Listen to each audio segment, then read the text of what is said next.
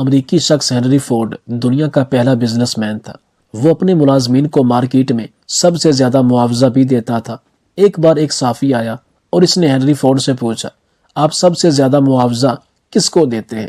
Ford مسکرایا، اپنا کوٹ اور heat اٹھایا اور صحافی کو اپنے پروڈکشن روم میں لے گیا۔ ہر طرف کام ہو رہا تھا، لوگ دوڑ رہے تھے، گھنٹیاں بج رہی تھی اور لفٹیں چل رہی تھی۔ ہر طرف افراتفری تھی۔ اس افراتفری میں ایک کیبن تھا اور اس کیبن میں ایک شخص میز پر ٹانگیں رکھ کر کرسی پر لیٹا تھا۔ اس نے منہ پر ہیٹ رکھا ہوا تھا۔ ہنری فورڈ نے دروازہ بجایا۔ کرسی پر لیٹے شخص نے ہیٹ کے نیچے سے دیکھا اور تھکی تھکی آواز میں بولا، hello Henry, are you okay? Ford نے مسکرا کر ہاں میں سر ہلایا، دروازہ بند کیا اور باہر نکل گیا۔ صحافی حیرت سے یہ سارا منظر دیکھتا رہا۔ فورڈ نے ہنس کر کہا، یہ شخص میری کمپنی میں سب سے زیادہ معاوضہ لیتا ہے۔ صحافی نے حیران ہو کر پوچھا، یہ شخص کیا کرتا ہے؟ فورڈ نے جواب دیا، کچھ بھی نہیں، یہ بس آتا ہے اور سارا دن میز پر ٹانگیں رکھ کر بیٹھا رہتا ہے۔ صحافی نے پوچھا، آپ پھر اسے سب سے زیادہ معاوضہ کیوں دیتے ہیں؟ فورڈ نے جواب دیا، کیونکہ یہ میرے لیے سب سے مفید شخص ہے۔ فورڈ کا کہنا تھا، میں نے اس شخص کو سوچنے کے لیے رکھا ہوا ہے۔ میری کمپنی کے سارے سسٹم اور گاڑیوں کے ڈیزائن اس شخص کے آئیڈیاز ہیں۔ یہ آتا ہے، کرسی پر لیٹتا ہے، سوچتا ہے، آئیڈیاز تیار کرتا ہے اور مجھے بھجوا دیتا ہے۔ میں اس پر کام کرتا ہوں اور کروڑوں ڈالر کماتا ہوں۔ ہنری فورڈ نے کہا، دنیا میں سب سے زیادہ قیمتی چیز آئیڈیاز ہوتے ہیں اور آئیڈیاز کے لیے آپ کو فری ٹائم چاہیے ہوتا ہے، مکمل سکون، ہر قسم کی بک بک سے آزادی۔ آپ اگر دن رات مصروف ہیں تو پھر آپ کے دماغ میں نئے آئیڈیاز اور نئے منصوبے نہیں آ سکتے۔ چنانچہ میں نے ایک سمجھدار شخص کو صرف سوچنے کے لیے رکھا ہوا ہے۔ میں نے اسے معاشی آزادی بھی دے رکھی ہے تاکہ یہ روز مجھے کوئی نہ کوئی نیا آئیڈیا دے سکے۔ صحافی تالی بجانے پر مجبور ہو گیا۔ آپ بھی اگر ہنری فورڈ کی وزڈم سمجھنے کی کوشش کریں گے تو آپ بھی بے اختیار تالی بجائیں گے۔ انسان اگر مزدور یا کاریگر ہے تو پھر یہ سارا دن کام کرتا ہے، لیکن یہ جوں جوں اوپر جاتا رہتا ہے، اس کی فرصت میں اضافہ ہوتا چلا جاتا ہے، یہاں تک کہ بڑی انڈسٹریز اور نئے شعبوں کے موجد پورا سال گھر سے باہر قدم نہیں رکھتے۔ بزنس کی دنیا میں بل گیٹس اور وارن بفٹ بھی ویلے ترین لوگ ہیں۔ وارن بفٹ روزانہ 4.5 گھنٹے پڑھتے ہیں۔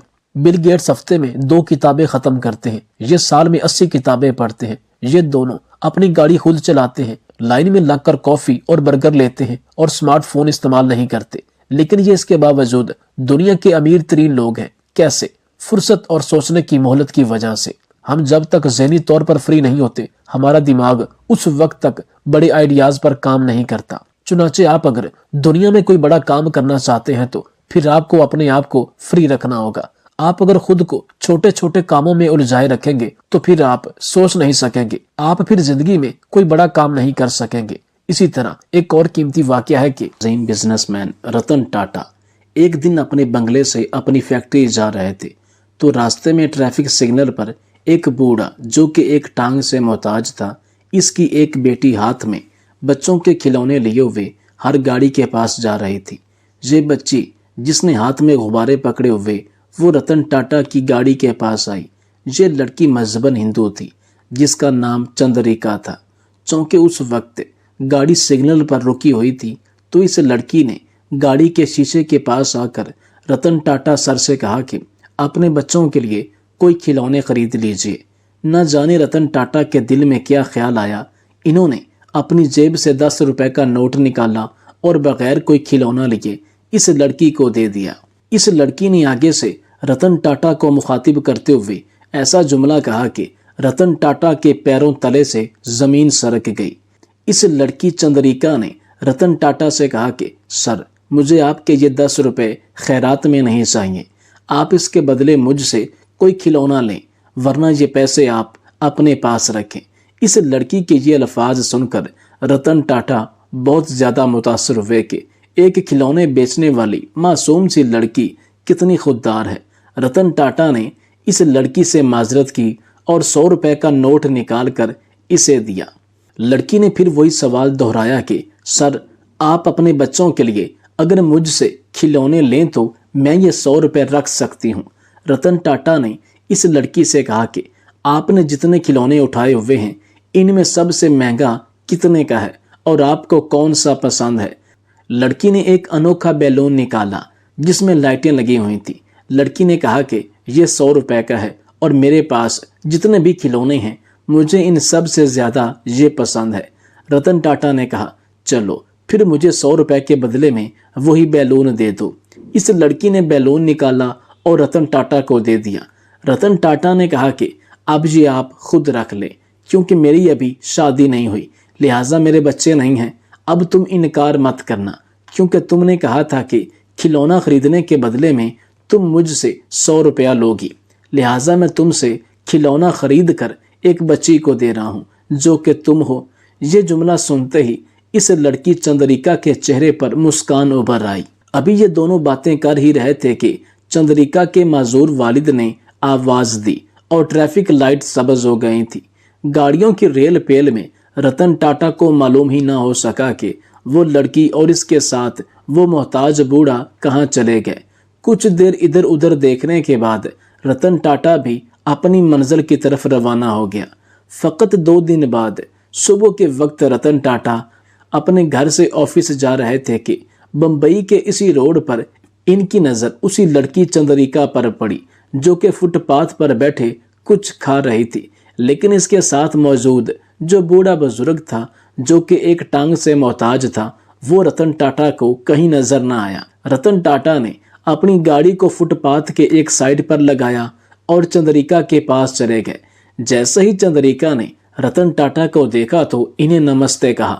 رتن ٹاٹا نے خوش اخلاقی سے جواب دیا اور اس سے پوچھا کہ آپ کے ساتھ جو ایک شخص یہاں کرسی پر بیٹھے ہوئے تھے جو ایک ٹانگ سے معذور تھے، وہ نظر نہیں آیا؟ تو چندریکا کی آنکھوں میں بے ساختہ آنسو آ گئے اور وہ کہنے لگی کہ سر، وہ میرے والد تھے اور کل ان کا ایک کار ایکسیڈنٹ ہوا تھا جس کی وجہ سے وہ اب ہسپتال میں داخل ہیں۔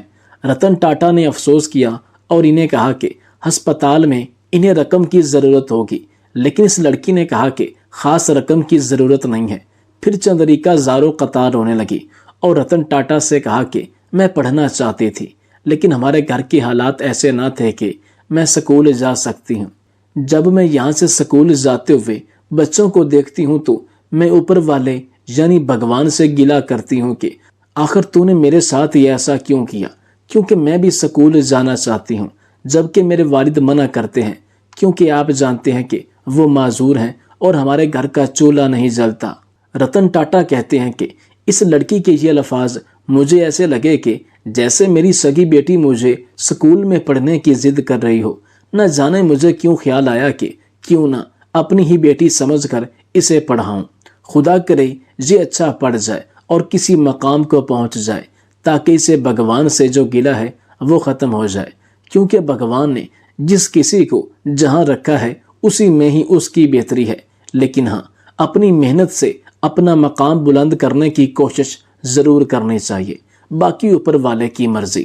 میں نے اسی وقت اس لڑکی کو اپنی گاڑی میں بٹھایا، اس کے کھلونے اپنی گاڑی میں رکھے اور سب سے پہلے ہسپتال گیا۔ ان کے والد سے بات چیت کی۔ ڈاکٹرز نے مجھے بہت زیادہ عزت دی، تو میں نے ان سے کہا کہ یہ میرے عزیز دوست ہیں، آپ ان کا خاص خیال رکھیے گا۔ ڈاکٹرز نے مجھے تسلی دی۔ میں نے چندریکا سے اس کے والد کا نام پوچھا تو اس نے بتایا کہ ان کا نام دیان ملوتی ہے۔ میں نے ان کے والد دیان سے ان کی بیٹی کو سکول میں بھیجنے کی اجازت مانگی اور کہا کہ ان کو وظیفہ بھی دیا جائے گا۔ کچھ دیر گفتگو ہونے کے بعد دیان ملوتی کی آنکھوں میں ایک دم سے نمی اتر آئی، جیسے ان کی آنکھیں میرا شکریہ ادا کر رہی ہوں۔ میں نے اس لڑکی کو ان کے گھر کے نزدیک ایک اعلیٰ پرائیویٹ سکول میں داخل کروایا۔ ان کے تمام تعلیمی اخراجات خود اپنی جیب سے ادا کیے، اس کا وظیفہ مقرر کیا، اس کی بکس، کتابیں وغیرہ خریدیں۔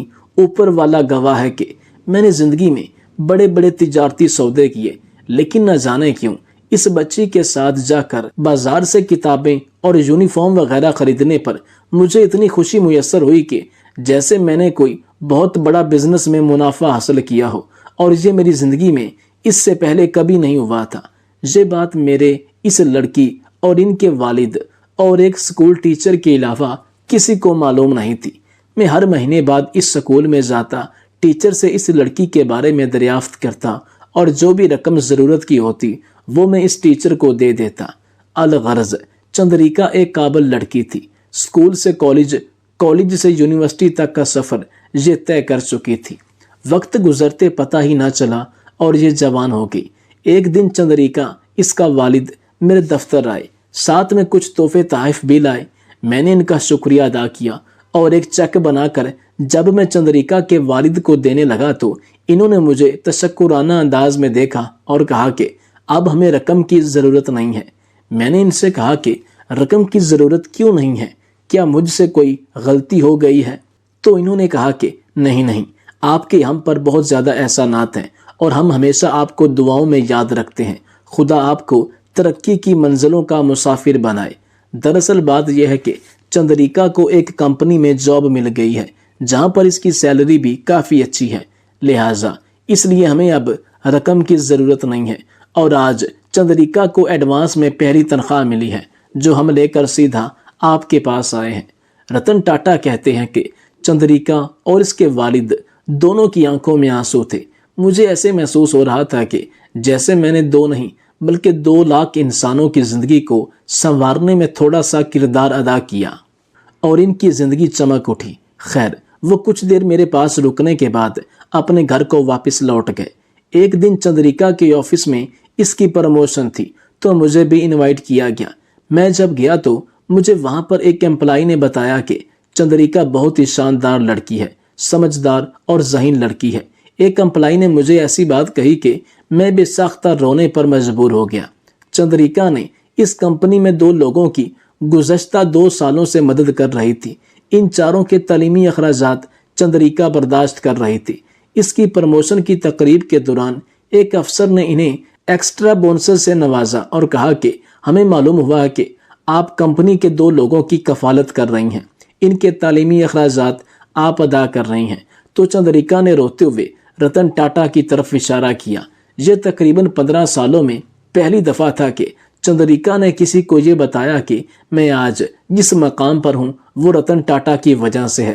اس سے پہلے نہ کبھی چندریکا یا اس کے والد نے کبھی کسی سے اظہار کیا اور نہ ہی کبھی رتن ٹاٹا نے کسی کو بتایا کہ میں ان کے گھر کی یا ان بچیوں کی تعلیمی اخراجات کی ہر چیز کی کفالت کر رہا ہوں۔